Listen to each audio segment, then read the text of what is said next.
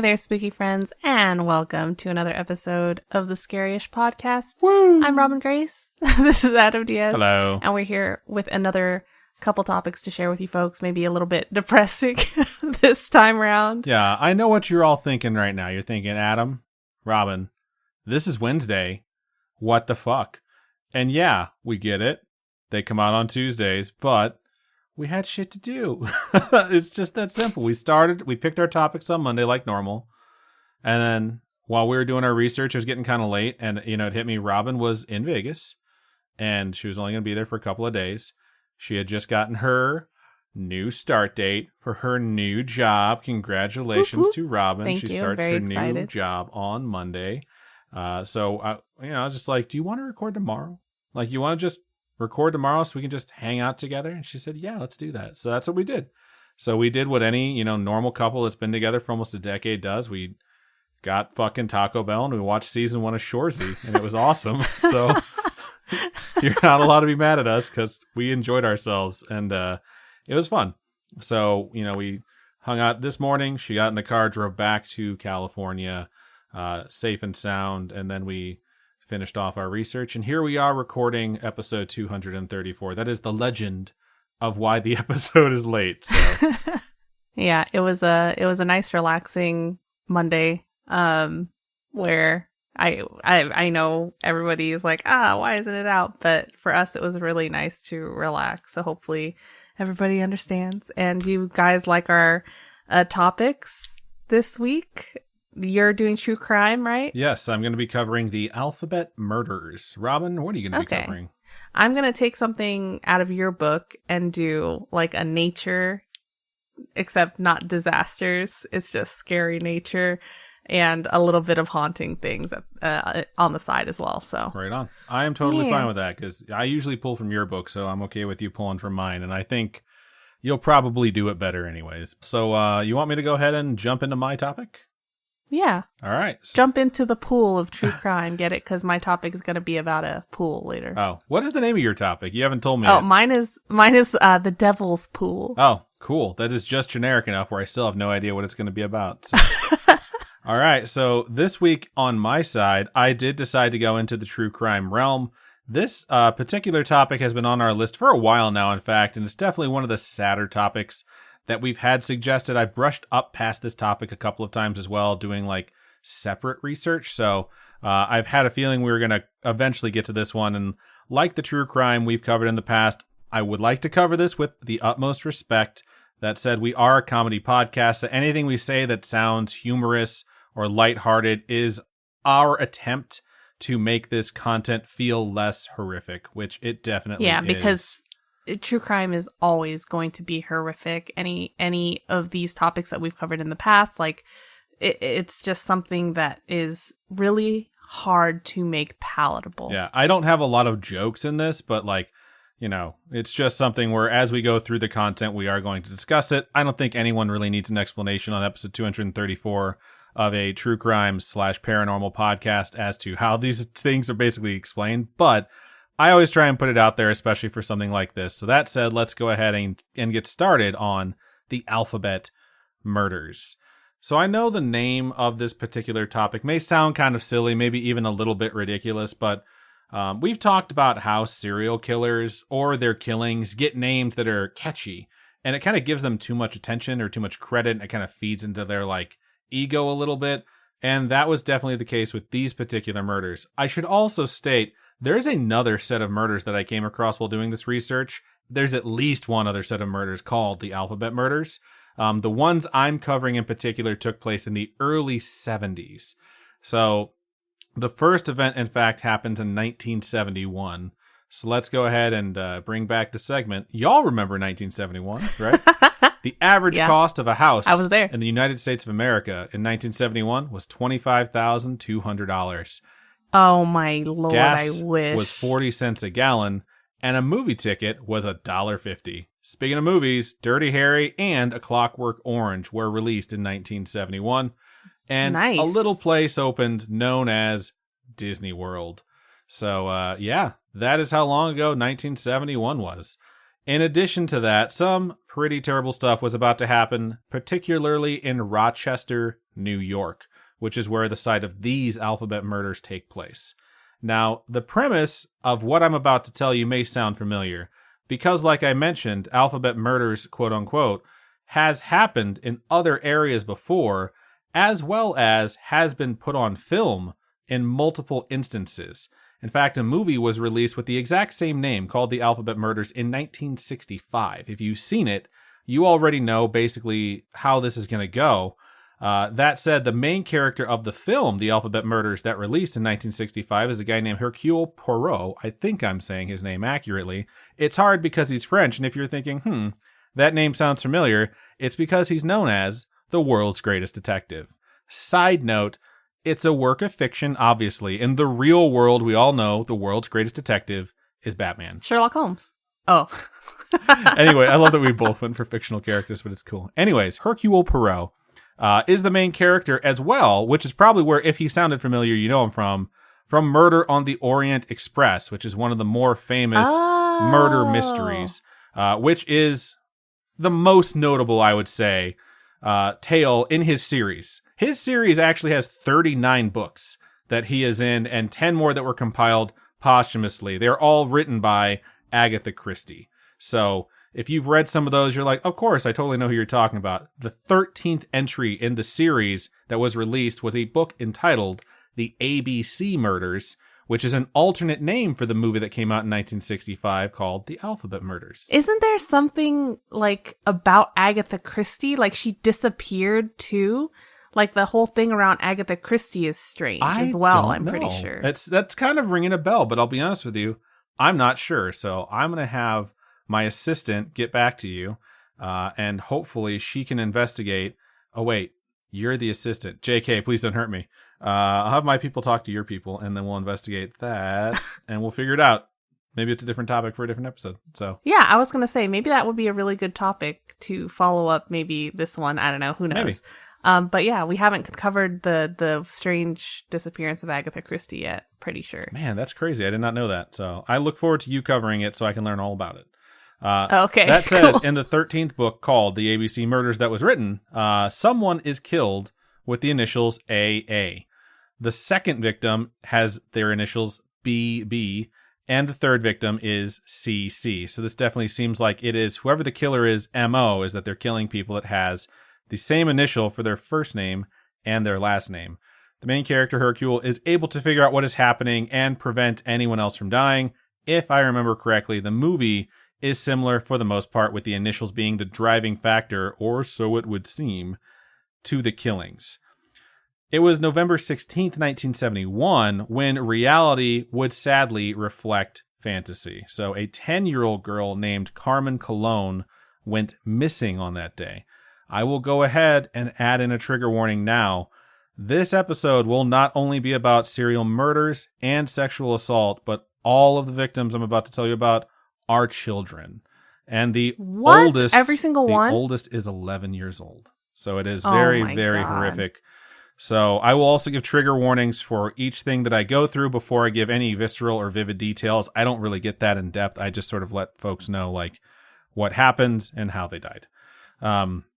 That said, Carmen had been running an errand on November 16th, 1971 to pick up her grandfather's prescription at a local pharmacy in the aforementioned Rochester, New York. Nearly every other time Carmen had run this errand for her grandparents, she had been driven by one of her family members. But on this particular occasion, she had begged her grandparents to let her walk by herself. She reached the pharmacy. If our kids ever ask to walk by themselves, I'm going to be like, fuck no. Yeah, I will drive you. She actually reached the pharmacy by herself and went inside to retrieve the medication. When she did, the pharmacist told Carmen that the prescription was not quite ready yet. She replied to the pharmacist by saying, quote, I gotta go, end quote. And then she exited the store and got into a parked car that was parked close to the pharmacy. This was at 4:20 p.m. By 7:50 p.m., 3.5 hours later, she had not yet returned home and was officially reported as missing. The police connected the dots with reports they had received earlier about a girl who was spotted at 5:10 p.m., so around 50 minutes or so after she was last seen in the pharmacy, she had been spotted on Interstate 490 and was seen by multiple motorists that had passed by, eventually got into a phone and called in because cell phones were not a thing. The reports all stated that the girl they saw on Interstate 490 was naked from the waist down, running from a car, and that car was in reverse chasing her. It wasn't going the opposite direction. God. It was literally thrown in reverse. The car was said to have been a Ford Pinto hatchback, but the different makes and models came in, and it's very hard to tell what the actual car was. The girl that was reported was waving her arms and yelling at cars, begging someone to stop. No one stopped? No one did. One individual who called the police advised that they had seen the girl be, quote, submissively led back to the vehicle, end quote, by who was apparently her abductor. So people just kept driving by while she was begging them to stop, and people actually saw the guy get out of the car, grab her, and put her back into the car. So the family heard about this and hoped for the best, but prayed for the worst. And 2 days later, 2 teenage boys discovered Carmen's body, still partially nude from the waist down, in a ditch. She had been killed and then dumped at this location, which was 12 miles away from where she was seen on the interstate. And if you do not want... It's crazy that no one stopped. Yeah. If you don't want any additional details on the killing, go ahead and skip forward 30 seconds because I'm definitely not going to dwell on this for too long. It's just sort of informational. Her autopsy did reveal, sadly, as you can probably guess by the state of her clothing, sexual assault. She was sexually assaulted prior to her being killed. She had also been scratched by fingernails over a substantial portion of her body. She had suffered a fractured skull and vertebrae, but her cause of death was strangulation. So that is going to be a pretty common theme, unfortunately. The community, and her family especially, were absolutely devastated by the news of her death, but the other piece that had folks extremely upset was that no one fucking stopped to help. They saw this girl on the interstate running without pants on and just kept driving. And that really, really hurt. Like, it hurt the community. It hurt her family that there was this one moment basically where people could have stopped and helped and possibly prevented this from happening, and it didn't happen. So this is one of the reasons why this particular case took on so much attention from the beginning. Newspapers in the area were donating money to a reward for the capture and conviction of the killer, and the fund was actually contributed to by local businesses as well. It was in total around $6,000, which doesn't sound like a lot, but if you adjust for inflation to 2022, that's actually $43,000. So it's a lot of money that came in pretty quickly. It basically states that if your tip leads to the capture and eventual conviction of the person who did this, you will get that reward. 5 billboards were also donated along the Rochester expressways to be used as basically giant signs that said, "Do you know who killed Carmen Colon?" And then there was a number for people to call also on that billboard. Sadly, every suspect the police had interrogated were eventually cleared of any wrongdoing in the months following her murder. So they did not find anyone that they were able to even bring charges against. None of the leads that came in from the billboards bore any fruit as well, and the investigation drug on for 17 months after Carmen's murder. And then on April 2nd, 1973, 11-year-old Wanda Walkowicz went missing. Wanda was from Rochester, and as you can see, Carmen Colon, Wanda Walkowicz, these are, again, first name, last name initials matching up. Wanda was also from Rochester. She had been on an errand to purchase groceries from a local store. The clerk at the store reported that she completed her purchases and had departed the store at 5:15 p.m. and had left the store by herself. When she had not returned home by 8 p.m., her mother reported her missing. Going through this and hearing about these kids running errands actually reminds me of that show on Netflix that's from Japan. That show, what is it called? Old Enough or something? I think that's what it's called, where like people send their kids who are very young on errands and see how well they do, and they have cameras follow them. And it's so sad to me that there was a time where here in America that this could actually be done. We could do the same thing.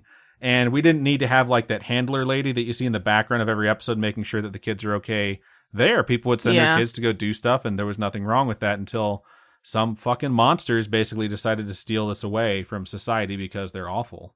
And the search for Wanda was launched immediately. As soon as they reported her missing, everyone still had the horror of what had happened to Carmen fresh in their mind. So people went all out to search for Wanda. The police forces of the surrounding areas sent more than 50 detectives to search several square miles surrounding Wanda's home, the store she had visited, places she was known to play, including the nearby Genesee River. I'm not sure exactly how to say it, but they were immediately searching these. Despite their best efforts, they were unable to locate Wanda that evening. Folks from the residences between the store and Wanda's home were interviewed, with several recalling her walking by with a big bag of groceries, noting she seemed to be having difficulty carrying it. She had 3 classmates along that route who saw her walk by that stated they watched her basically prop this big bag of groceries up against a fence so she could maneuver her hands underneath it for a better grip. And that same detail came from 3 different kids.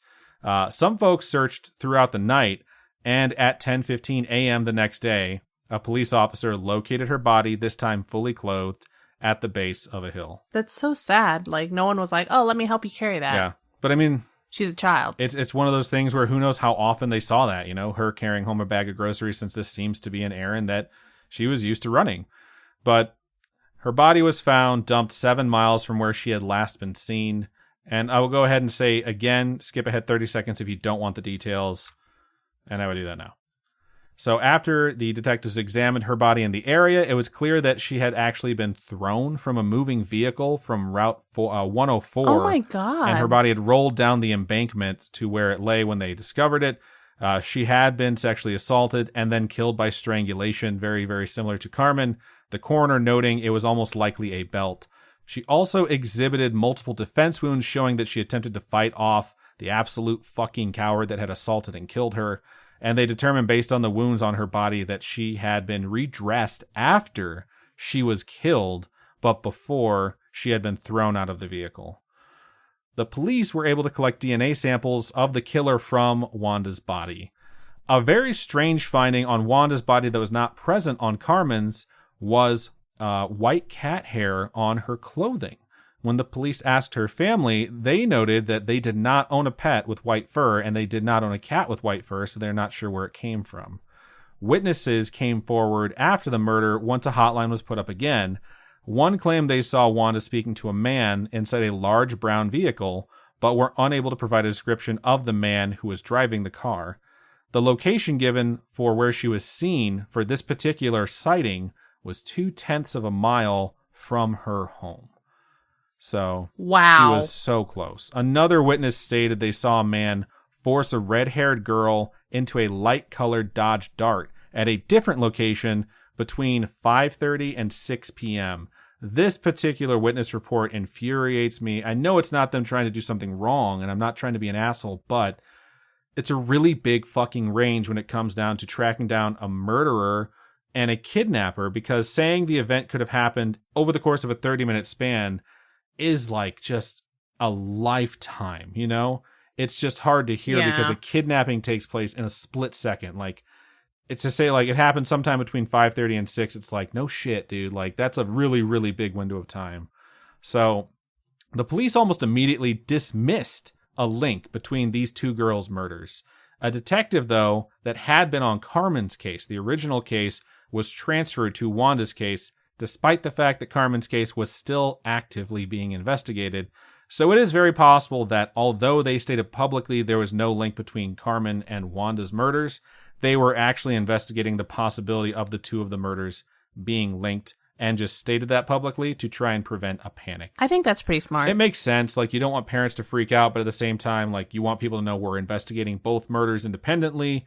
And I don't think there's anything really that they can do that's going to keep people from thinking the same person killed both these girls, Right. So that said, again, no suspects were located that did not have alibis, and anyone that they did investigate was cleared of any wrongdoing. So it's pretty horrific that we've had 2 little girls murdered in the course of 17 months and 0 suspects, 0 arrests. A local TV station actually recreated the events of what had transpired in September of 1973, so 5 months after Wanda's murder, to encourage people to come forward, to keep it in people's minds that this is something that had happened, and built out the timeline and everything like that. The episode actually aired on October 21st. 200 people called in after this because they put up the number to say call in if you have any details. Of those 200 leads that came in, there were 0 that were useful, which is often the case when things like this happen. And then on November 26th, 1973, so about a month after this aired, 7 months after Wanda was killed, and just 10 days after the 2-year anniversary of Carmen being killed, 11-year-old Michelle Mainza went missing. I might not say that correctly. I do apologize if that's the case. Michelle had been walking to a shopping plaza to visit a store that her and her mother had been at earlier in the day. She had been sent to retrieve her mother's purse. Her mother had left her purse accidentally at this store. She had been sent to go get it. Her classmates saw her walking towards the shopping center with no purse in hand, indicating that she was on her way to it at 3:20 p.m. At 3:30 p.m., Michelle was seen sitting in the passenger seat of a beige or tan or brown vehicle that was speeding down one of the local roads. The witness that saw her in this mystery vehicle also noted that Michelle appeared to be sobbing while sitting in the passenger seat. I think that's the main difference about Michelle's entire case, is that this isn't like the mom waited, she didn't come home, they called in that she's missing.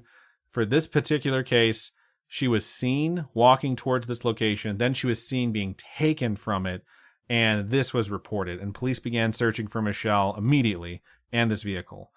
At 5:30 p.m. on Route 350, a motorist was driving, and this location is around 10 to 15 miles away from Rochester from where she was taken, when they spotted a car on the side of the road. The car was a large tan or beige vehicle and appeared to have a flat tire. The motorist noticed that the driver was attempting to change the tire while holding firmly onto the wrist of a little girl. Oh my God. Holding a little girl and changing a tire with the other arm. And if it was your kid, if it was your kid, then you'd be like, just sit in the passenger seat. Stay in the car. Wait till I'm done. Just stay in the car.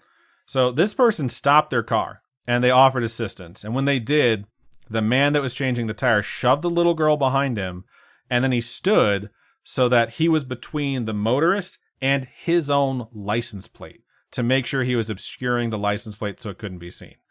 The motorist stated that the individual stared him down with such a horrible and, quote, menacing, end quote, expression that the motorist got back in their car and left. It was just like they felt threatened, they felt scared, and they just left. They didn't ask the little girl, like, are you okay? I don't know what they did and said, but what I do know is that they wound up leaving, which, is heartbreaking. No one was able to find Michelle that day, the next day, or the following day, but on November 29th, Michelle's body was discovered fully clothed, 15 miles away from her home in a ditch next to a back road near Macedon, New York. Again, skip ahead 30 seconds if you don't want details on this. Yet again, though, we do see similar injuries. Michelle had suffered blunt force trauma to her body. She had been sexually assaulted and then strangled to death, this time with something similar to a thin rope rather than a belt. On her clothing, they did discover white cat fur again that did not belong to a pet owned by her family or friends. And again, they were able to recover DNA from her attacker, and her neck actually had a partial palm print on it. Because apparently the hand had been used to keep her in place or strangle her. It's very hard to tell. She had also eaten, within an hour of her death, apparently a burger and onions. This validated a sighting from an eyewitness who stated they saw someone matching the girl's description with a white man that had dark hair who appeared to be between 25 and 35 years old, approximately 6 foot tall, weighing 165 pounds. I don't know how people guess weight and height. For me, it's like someone looks like they're either 7 feet tall or 5 feet tall. The further I am away from them, the closer I get, then I'm kind of judging them based on my height. But from a distance, it is difficult for me to tell either of those things. So if there's a trick, please let me know so that I can let people that listen to this show know so that we can all use it. I mean, you can look for stuff that's nearby to reference how tall they are in comparison to it. That's but true. I struggle. So, and I think about that shit a lot. Like if I hear a loud bang at night, I write it down on my phone or I text myself, and I'm just like, okay, loud explosion at 6:13 p.m. That way, just in case something happens and I need to tell the cops about it at some point, I have a note that I remember exactly when it went down. So this sighting for this girl eating food with this man had been at 4:30 p.m. So an hour prior to the confrontation on Route 350. The description given by the motorist matched the one of this guy who was eating food with her as well. Again, pleas went out into the community for more information on what had happened. Rewards were offered, some into the tens of thousands of dollars at this time. The community now viewed these 3 murders as absolutely connected, no matter what was being told to them, and they believed they were searching for one horrible human being. And these murders are, to this day, unsolved. Like, they do not know so depressing who killed these girls. There's never been charges brought for these girls. That said, we're going to go over some suspects, and we're going to go into why maybe these things didn't get brought to trial, and who could have and probably committed these crimes, because it's possible it was one person, it's possible it was multiple people. So we're going to jump into this, and we're not going to dwell too long on it, but I do want to make sure we cover it. So Carmen Colon, the first victim, is strongly believed by many who have gone over these cases to have been murdered by her uncle, Miguel Colon. Really? Yeah. This was never proven, but here's why folks think that. Miguel was said to have purchased a vehicle within the weeks leading up to Carmen's murder that matched the description of the vehicle that was seen backing up on the interstate, the person who was driving in reverse pursuing Carmen. The vehicle was searched shortly after Carmen's body was recovered, and they discovered it had been cleaned thoroughly, with the trunk specifically stinking of powerful cleaning product. That is not normal. Yeah, it's super suspicious. He told investigators that the dealership had cleaned it when he had bought the car. They checked with the dealership, who claimed that was horseshit. Wow. Carmen's doll was also found in the car, but the grandparents said, to be fair, she did often ride in the car with her Uncle Miguel, and she definitely could have just left it there. They also didn't believe she was carrying it the day she went to go to the pharmacy. Miguel, however, told a friend after Carmen's death, who reported this to the police. He told him 2 days after Carmen's death, so like right after she was recovered, that he was leaving. He was going back to Puerto Rico because he had, quote, done something wrong in Rochester. Oof. 4 days after Carmen's death, he had relocated to San Juan, Puerto Rico.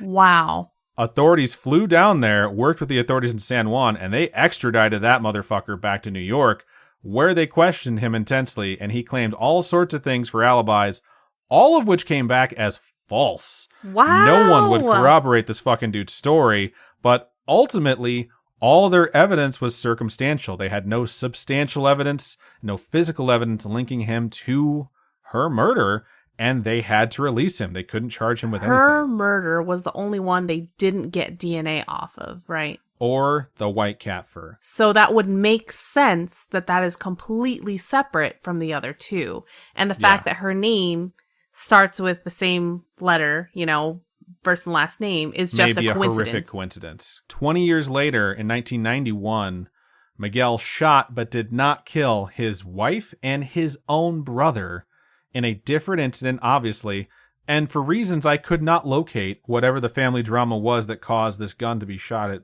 you know, his wife and his brother.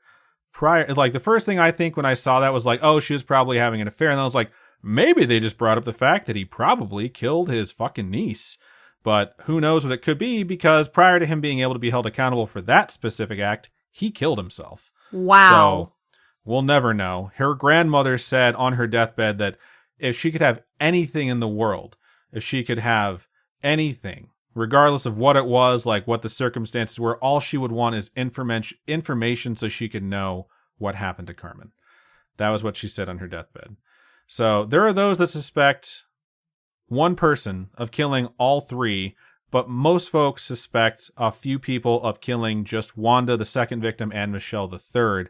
A man named Joseph Nassau was very high up on that list, as he lived in Rochester at the time of all of the murders.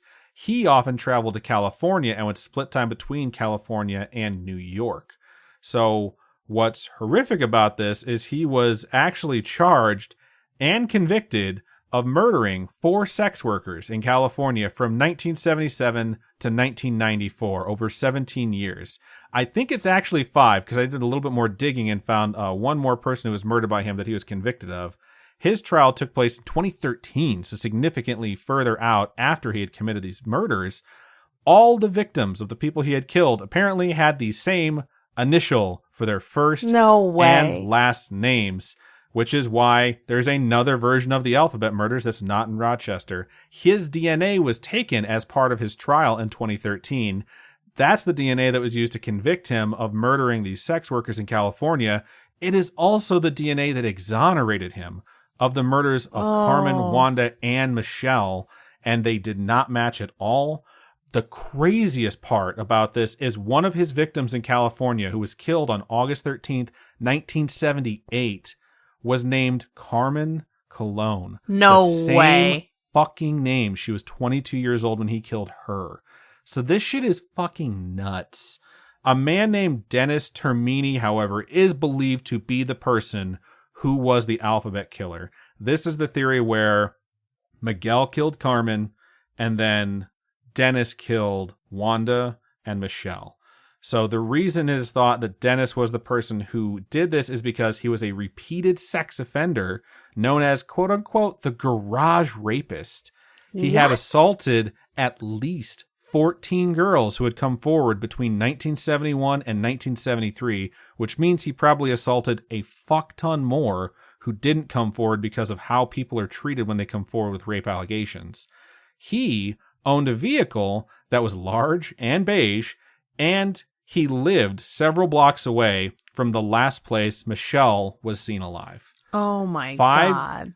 5 weeks after Michelle was killed on New Year's Day, 1974, Dennis tried to kidnap a teenage girl at gunpoint. That girl said internally, "Fuck this shit," and she screamed and screamed and screamed and refused to go with him until he fucked off. She was so loud and so persistent in screaming her lungs out, he ran away. He fled, didn't take her, wound up abducting a different girl. And when he abducted her, he was seen and reported, and they got his plates, and the cops came after him, and he led them on a chase. During this chase, the cops were able to corner him, and during that time, the gun he had used to force her into the car, he used on himself, and he blew his own brains out. Did they save her? She did not, as far as I can tell, come to any harm. I don't think he sexually assaulted her or hurt her. She just got kidnapped and then watched a guy fucking shoot himself. In the aftermath, however, the police examined his car and found white cat fur in his vehicle. Did they test it against the other cat fur? It seems to have been the same, but I can't find anything that like says specifically, yes, it's the same cat or it's the same cat fur. But this specific detail is what leads people to believe he was the actual alphabet killer. To confirm he was the murderer, because this theory has been passed around so frequently, his body was exhumed. They dug his ass up in 2007 and said, "Guess what, bitch? We have DNA now. We're going to figure out whether or not you did this." They took his DNA, compared it to the DNA from Wanda's body. It did not match. His DNA could not be compared to Carmen or Michelle's because the samples that they had taken previously no longer existed and were not viable for comparison because people didn't know how to take samples of DNA back in the 70s or how to keep them so that they could be checked at a later date. So, while these folks seem like likely suspects in the case of what happened to these 3 girls, there is still no definitive proof, and with the erosion of time getting rid of evidence, there isn't likely to be any definitive proof in the future. Lots of folks have come forward and stated they have suspicions of a relative or a family friend who's older, who they believe could have been responsible for these particular murders, but unfortunately, no one knows for sure. And that, my spooky friends, is the alphabet murders. You know it's bad when you're like, this family member of mine, I think they killed people. Like there was There's someone gotta be that something I read, wrong with you. You know what I mean? I didn't include it, but there was someone whose like case I read where they just came forward and they're like, "I'm pretty sure my grandfather killed these girls. Like I'm pretty sure it was him. He lived in Rochester, New York. He was a real piece of shit." And like there's no evidence that like he was present at the time. He was never a suspect. And I'm like, I wonder how many people like hate their granddad and they're like, I'm a clout chase a little bit and talk shit about my granddad at the same time. So like that's so sad. Or maybe it was her fucking granddad. But what like, if, right? That's what I'm thinking too. Like, what if it is them? That's just freaking crazy. I hope they figure it out one day. It's just how, at this point, how are they going to figure it out with like no way of concrete evidence unless they figure out some new form of forensic investigation? If they could find the Golden sure. State Killer with like 23andMe type DNA. I mean, yeah, they still have DNA for one of the victims at least. So it could happen. But again, maybe they're not even connected. Maybe there was actually no reason why this happened to people that had the same initials as their first and last names. And it's just so crazy. Like the other connections. MO is so similar. Yeah. The other connections too is like they were all relatively poor. They're all from a very specific Catholic community. Like it wasn't sure if they were being targeted by, based off their income level or their specific like religion. And there's a lot of similarities between these girls. It could also just be, it could just be the fact that they were walking down the street and they were just a target, like. So much of it seems to suggest that these were crimes of opportunity, but it's also hard to tell because I live in 2022. I was born in 1985, well after these murders took place. And at no point were kids being sent on errands in my neighborhood. I didn't live in a bad neighborhood, but we didn't get sent to walk to the store to get stuff for our parents. You and then did walk live back in on like our the own. middle of nowhere. It's like, well, where I grew up for those years wasn't really the middle of nowhere. But what I'm trying to say here is like, there could have been other kids doing the same kind of errands that just didn't get snatched, Yeah. So it's not like these were the only 3 people who were left alone to walk with a bag of groceries or to try and go to the pharmacy for their grandparents. It's just, it was kind of a different time, and shit like this is why that doesn't happen anymore. So it is a very sad case, and I am, happy to have told you the story in as much detail as I could without, making this too horribly painful, hopefully. But all right, that is my topic. So before we move into Robin's, though, we're going to take a quick commercial break. All right, welcome back to the other half of this deadly episode. This week, I'm going to be covering a mix of ghostly tales and scary nature. Definitely a turn away from Adam's true crime, super intense topic there, which BT dub, super detailed, very interesting. Thank you for sharing it with us. But yeah, I'm going to be telling you guys things that scary nature just do, because why not? And there are so many things about nature that are absolutely terrifying. Like I think we did do bugs or spiders, creatures that are it's like absolutely deadliest terrifying. animals. Yeah, something like that. That episode just awful, and that's just what nature does, right? But you also, I've taken some hate for talking so much shit about spiders because people are like, spiders have this place in the food chain. They, keep your houses clear of insects. One of our friends was bitten by a spider in her sleep, and holy shit, it was like, that was a bad bite. And I was like, she was sleeping. She wasn't even antagonizing the spider, and this asshole walked up and bit her, so just reaffirmed my hate for all things arachnid. I just wanted to put that out there. So right. Fuck you, spiders. I still hate you. You can also go and refer to Adam's episodes about natural disasters, because nature is horrifying. And this topic, not as scary or maybe as dangerous as some of the disasters that Adam's covered in the past. But I should say the scariest disaster we've ever covered is when I talk about myself, because I am a huge fucking mess. So wow, what the fuck? I want to put that out there. Anyway, but we'll get into the dangers of this particular topic. So we're going to go across the ocean to the continent of Australia. And I know Australia already gets a bad rap because they have an area that just happens to an area out of the entire continent that just happens to have like raining spiders season. But there are the outback? Is it in the outback? I'm not sure. It's not all over Australia. The entire continent of Australia doesn't have spider season, where like the whole entire country just gets covered in spiders. It's just a section of it, right? But there are really cool parts of Australia too. So, I mean, apart from the fact that it houses 1,000 to 2,000 or so varieties of fucking spiders, it is also home to over 800. It is also home to over 800 species of reptile, which is more than any other country in the world, which I think is absolutely fascinating. But did you also know there is a thing called the Dingo Fence?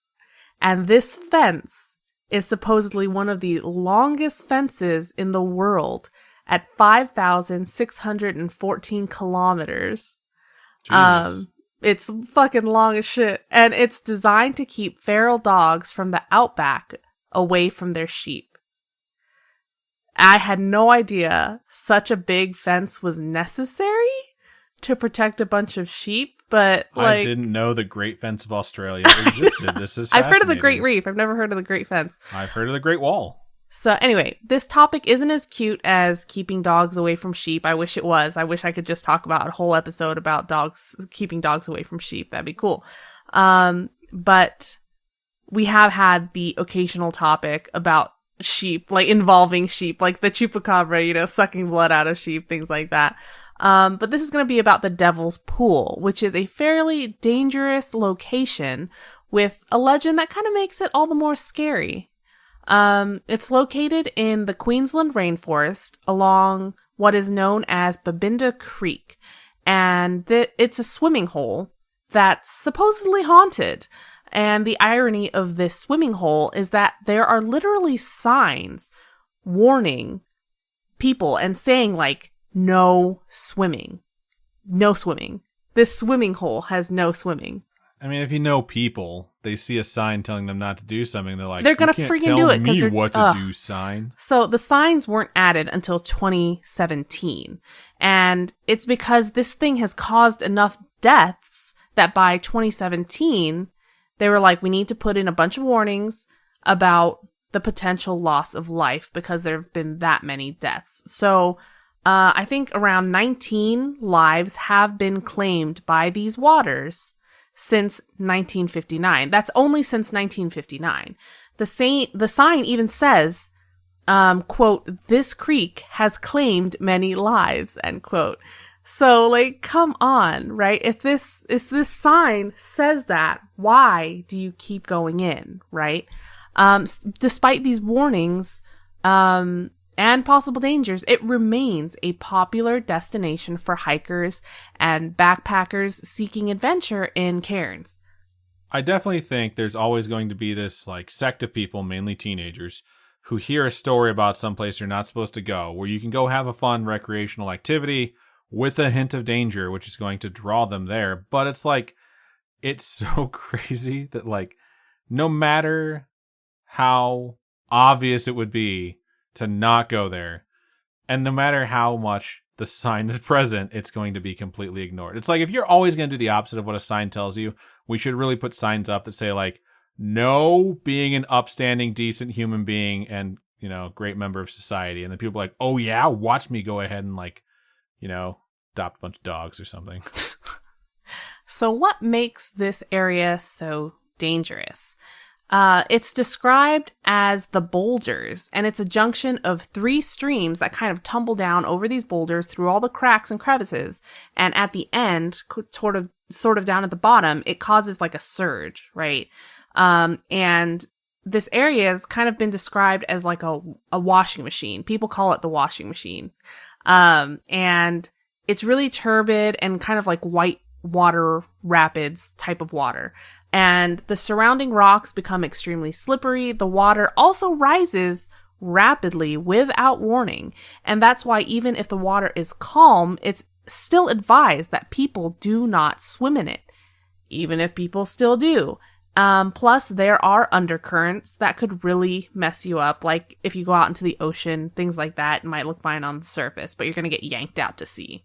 I don't know if you've been to the beach a bunch or not, but like it happens. I mean, growing up in Northwest Indiana, we're on the, tip, I guess is the best way to put it. Just the tip? I was, like 20 minutes away from Lake Michigan. Lake Michigan definitely has strong undertow, and they teach you like how to look out for riptides and to swim parallel to the shore and all that stuff. So it's something I'm familiar with, even though I wasn't raised on an island like you. Nice. So the signs around this area, they warn of submerged objects, things like that. So you don't really know what you could run into. And so due to the dangers surrounding it, it's become strictly a lookout and kind of walking/hiking trail. One such legend behind this Devil's Pool, as told by the Aboriginal people, is something that goes like this. So a beautiful woman, as with many legends that we've covered begin, is named Ulana and is married to an elder of her tribe. A handsome young man named Diga or Daiga, I don't know. Hopefully one of those is correct. It comes in from a visiting tribe and catches her eye. They fall in love and run away together. They, of course, were not supposed to be together and are chased into the valley. They are then eventually captured, and their tribes try to separate them. Ulana was able to get free and jump into what was then calm waters, keyword being calm. She calls for her lover to join her as she falls. Legend says that when she hit the water, the land shook violently, feeling her sorrow, and as the land shook, the waters began to swirl and rush, and the boulders were thrown up from its depths, and Ulana disappears into the flood of water. The legend continues with her spirit lingering in the area, so her cries are said to be heard calling people into the waters, young men in particular. Some say it's her still calling for her lover to this day, trying to find him again. Which is really sad. A different legend says it's a woman who went to the waters to grieve. She had lost her husband, I assume because he had died and not because he had wandered into the woods or something. And just as she was at the devil's pool, she drowns herself because she is so sad. So both legends are sad super depressing. and depressing. Yeah. Locals say that the majority of the victims that have been claimed by the waters have indeed been male backpackers and tourists. So sources say that 17 of the 19 known victims found dead were men. Wow. So that is a majority. Real here. Men are pretty fucking stupid. I was gonna say, because sometimes the guys are like, "I'm a stunt for the gram," and they're like, "Oh my god, y'all, stop doing stupid shit." Or they go to a place like this, they're like, "I'm going to impress this person I'm interested in by doing something fucking stupid," and then they die. It's definitely a majority, right? But this does give some credit to the legend. At least to me, I feel like with this many men doing that, it does give some credence to this legend. But they also claim that when her cries are heard, that is when the waters begin to swirl and rush. So that's kind of creepy. There was a plaque erected near the pool that reads, quote, "He came for a visit and stayed forever," end quote. And it's kind of like a memorial to someone that had died there. The waters are referred to by locals as a washing machine, like I said, and are known to be most dangerous during the wet season, probably because everything is freaking wet and those rocks are just asking for you to slip off of them. Those that work in emergency services say it's always young men that die doing stupid things within the waters. And they go in, they get swirled around and around. The washing machine action of the water creates like this slurry of bubbles and foam. And those that know how buoyancy works knows that that means there's no buoyancy because it's all bubbles. There's a good episode of Mythbusters on that. Like, you can totally watch it. And, yeah, they put them in a giant tank and they test their buoyancy, and then they just have like the bubbles rise to the surface and people sink like fucking rocks. It's crazy. That's the whole thing with the Bermuda Triangle, right? They think like gas bubbles burst underground below the ocean surface and come up, bubble to the surface, and swallows whole ships and brings them down. You mean the Bermuda Triangle, also known as the Devil's Triangle? I think we're seeing overlap here. Yep. So anyway. Coincidence? I think not. So because of these bubbles, you kind of just get sucked under. And then there's this undercurrent as well that kind of drags you even more. Deaths have occurred by swimming or falling. Some people have died by falling and getting wedged in rock chutes. I have claustrophobia, so the idea of getting trapped between a rock and a rock is absolutely horrifying. Or did you just get my rock in a hard place? Funny. Yeah, I was like waiting for the hard place. I was like, rock and a rock, huh? I didn't want to say two rocks.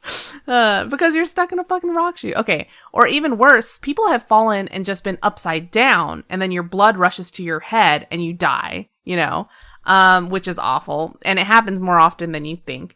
Apparently, there was an instance of a young couple standing together on a rock platform, just looking at the view when, according to one witness, the waters rose suddenly without warning and swept both of them into the water. And the girl survived, but her male partner, did not. The witness had actually taken a photo of the two of them high above the water just moments before the incident. Supposedly. I've never seen the picture, but you know.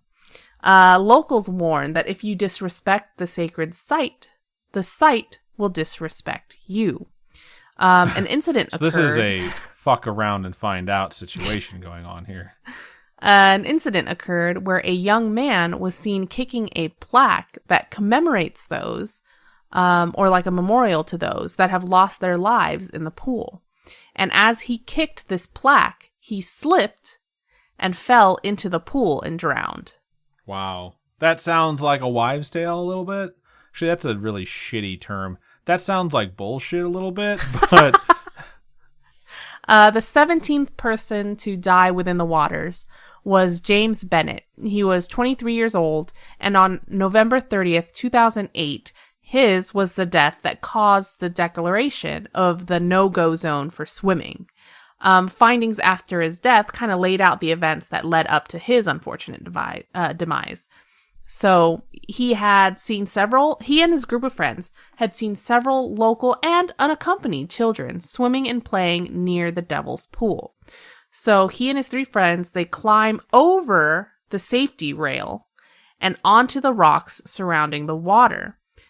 They either didn't see or completely ignored the warning signs. They may have just thought that it wasn't as dangerous as it said, considering they saw kids playing in the water or around the water. But they watched these children play for about 10 minutes when they decided to head back to their car. While heading back, they came across what looked like a calm-looking pool and decided to swim. So they all get into the pool, start swimming. Bennett enters and is immediately, maybe not immediately, I'm not sure if it's immediate, but he's taken out of view of his friends. So he gets sucked under the water and pulled away from his friends. They didn't know any better because the water seemed so calm on the surface. It's assumed that he drowned due to being under for so long and was trapped by the rushing current that was pulling him away. Because a lot of people say you cannot swim against this current. It's just so strong. 2020 was a bad year for the pool and the world. In April of 2020, Madison Tam, who was 18, went paddling around in the pool, and she got sucked under the water into one of these rock chutes. So she got yanked under the water into like just an area of rock that was, stacked on top of each other that made just this tunnel that she got stuck in. And it pulled her 8 meters underwater. Jesus. And she never resurfaced. Wow. The 19th and most recent victim is a father named Shannon Hoffman, who was 37. He had gone swimming, but his body was found 200 meters for where he had entered and started swimming around. And 200 meters is fucking far. So that's terrifying. Though there have been 19 deaths since 1959, records show that there were even more people that were swept away in the current before then. So there are reports from 1933 that a man named T. Winterbottom was swept away. In 1940, an 8-year-old boy named John Dominic English, which is so fucking fancy, drowned. And then another man vanished after erecting a plaque that commemorated the dead in that area. That sucks. So it was like more and more and more. There are so many that don't even have names. In the sources and the timelines, things like that. Supposedly, due to the sheer amount of death in these waters, ghostly apparitions have been caught in photos. There was a story in the Brisbane Times that talks of an incident where a father of the victim was taken by authorities to the site where the victim's body was found. The father took a picture of the area, and when he went to get the film developed the next day, in the photo, the face of the victim could be seen in the water. And the father was like, he's fucking right here. And it was like, the authorities were like, he has a cigarette in his mouth, like in the water. Like you could see his face. It's chills, literal chills when I read that. Do you have that photo that we can put up on our Instagram? I don't. I can Damn. look for it and see if it possibly exists. But that was a story that was in that newspaper. All of this is to say that there are dangerous waters, whether that be, you know, the Devil's Pool or the ocean or whatever. Peter Tibbs, a police diver at the time of one of the more recent deaths, was called on 3 separate occasions to retrieve bodies from the water. And he said that when he went to retrieve Peter McGann in 2006, that the water was so cold and it was so deep and it flowed so fast, it took days and multiple attempts for them to retrieve him. So even for an experienced diver, for these experienced people dealing with this, it's difficult to manage through these waters. And whether it's due to the spirit that is coercing people into the Devil's Pool, or just the danger that is Mother Nature. It's a scary place, and I would certainly not be brave enough to dip a toe into those waters. And if you folks plan on seeing this little tourist attraction, please take all the safety precautions and keep to the designated walkway. Don't try for some Instagram stunting. Like, some cool Instagram photo is not worth losing your life, especially if you're a guy, because the lady of the Devil's Pool might just pull you in. I will say, if we get 500 patrons, no, we will go there, and I will fly a drone over it from a safe distance away. Because I'm totally comfortable doing that. Although the drone may collapse into the hole, but I'm not going anywhere near that fucking place. It does sound pretty, though. It is actually really pretty, and which is why it's a tourist destination. Makes sense. But yeah, that is good stuff. Good stuff to cover. Good information. Don't be stupid. Don't be reckless with your life. You only live once. You ought to look out. Oh, so, my Lord. Be careful. And there's a lot of situations. Like, I remember, like, I was swimming in Lake Michigan, and undertow was really bad. And I had friends see, like, a sandbar that was, like, 100 feet away from the shore. And they're like, oh, let's swim to it. I'm like, fuck that. Like, why do I want to swim to go stand on sand when I can just go back to the shore that's, like, 10 feet away? Like, that sand's not any fucking cooler than this sand. Like, if you're trying to measure your dick, like, just get to the sandbar and take your pants off. Like, I could give a shit about swimming 100 feet out into, like, 1, cold, and 2, like, undertow prone waters. So I've always been very respectful of dangerous nature. So hopefully you folks will be as well. Yeah. I hope you all are, because it is fucking terrifying. Indeed. I like growing up on an island, you know, they're always like, never take your back or turn your back to the ocean. Yeah, I think that's a really good saying, and it definitely has come from a lot of people who have learned it the hard way. So good stuff, Robin. Thank you. All right, so that is going to be the end of our topics. However, we would love to hear from you if you have any stories you would like to share with us. Doesn't have to be about these specific topics, but if it is, feel free to reach out. Could be anything supernatural, could be anything paranormal, true crime, extraterrestrial, coincidental. If it's funny because you thought something crazy was happening, it turns out it was actually just something normal. Those are always really fun. And if you have a story you'd like to send, please email storytime@scaryish.com or go to our website, scaryish.com. Click on Contact Us, fill out that form because it does come directly to us, or hit us up on any of our social medias. Facebook is facebook.com/scariyishpodcast. Twitter is @scariyishpod, and Instagram is @scariyishpodcast. Robin, for folks who would like to donate to us, how can they do so? You can go to patreon.com/scaryish podcast. Those are monthly donations. Tiers start at $1 a do. Can't really go wrong there. You can also go to Ko-fi, ko-fi.com/scaryish podcast, and all your donations go to helping us keep this show going. Indeed. So thank you so much to everyone who listens, supports us, rates, reviews us, all that stuff. It means the world to us. It really does. And I think that's just about everything we have for this episode of Scaryish. So, Robin, why don't you go ahead and sign us out? Keep on creeping on, and we'll talk to you guys later. Bye-bye.